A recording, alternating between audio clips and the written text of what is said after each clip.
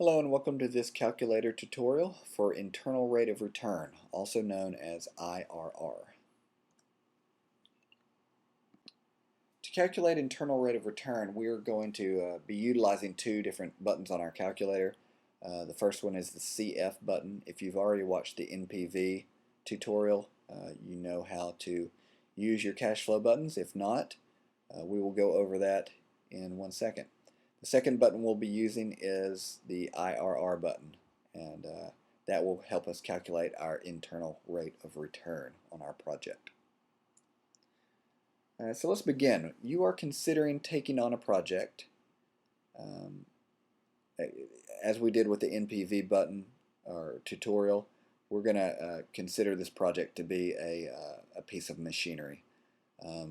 We expect to pay $40,000 for this project or this piece of machinery, and the project will return the following payments in the following years. Okay, so we know that that our machinery that we spend money on, we're going to spend $40,000 on that machinery, and in year one, let's say it produces some type of inventory that we can sell, and we make a profit of $12,000 on that. In year two, we have a $15,000 return. Year three is $13,000. Year four is $12,000, and year five is $15,000. The required return on all of our projects is 20%, just like it was in our NPV tutorial. It's important to note real quick, and I don't think I mentioned this on our NPV, that time value of money comes into play on all of these payments that we're receiving year one to year five. $15,000 5 years from now is not worth $15,000. It's worth less than $15,000, as we've seen working through our time value of money problems. So I just wanted to let you guys know that time value of money does come into play with the payments that we're receiving year one through year five. So let's look at how we enter this information into our calculator to calculate IRR. As we did with net present value, we're going to first use our cash flow buttons, and we're going to enter our cash flows into this button. So what we're going to do is you're going to push your CF button, second row down, second one over, CF, and you'll start out with CF0.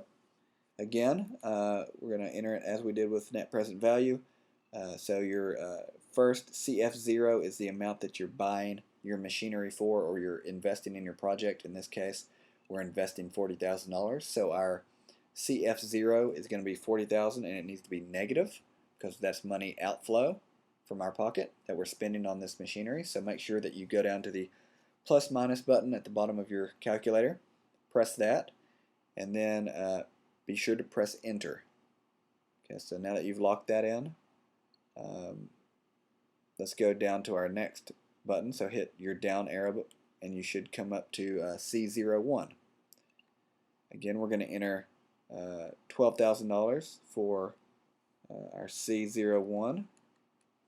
So we enter 12,000, hit enter, then hit down. That takes us to FO1. As we mentioned in NPV, FO1 is a shortcut input, so we're going to skip past all of the F's. So hit down again, and that takes you to C02. C02 is 15,000, so enter 15,000. Press enter. Then press down. CO3, enter 13,000. Hit enter. And hit down twice until you come to C04. Enter 12,000. Press enter, press down twice. Finally, in CO5, enter 15,000 and press enter. So now that we have all of our cash flows in, we're going to go over and push our IRR button. Okay. To calculate our IRR, we're just going to hit the CPT button. Okay, and it's going to might pause for a minute, and then it pops up, and in this case, we find that our internal rate of return is 19.72%. All right, so it's below our required rate of return. So with NPV, we compared the results to 0. However, in IRR, we compare our results to our required rate of return. And our required rate of return on this project was 20%. We're only achieving 19% return based on these cash flows, 19.72%. So we are not going to take on the project because we are not earning the 20% that we would like to earn. One thing that you might want to note on the IRR and the NPV buttons, especially when using your cash flow button, is that you want to make sure that when you work each one of these problems that your work is cleared. And here's how you clear your work, because what can happen is, let's say you work through this IRR problem that we just worked through, and it has 5 cash flow years in it. And let's say you move on to another problem that only has 3 cash flow years in it, and you don't clear your work. What you do is you go in and you enter your 3 years worth, but you still have year CO4 and year CO5 in there, and you don't know it. So when you go to solve for, let's say, internal rate of return, you have 2 extra years of payments in there that you didn't mean to enter in there. So you need to clear your work after each problem that you work. And here's how you do that. Press your CF button, and you'll find your old work in there. Hit your second button, which is the yellow button, and then hit clear work. It's your clear button on the bottom left hand side of your calculator.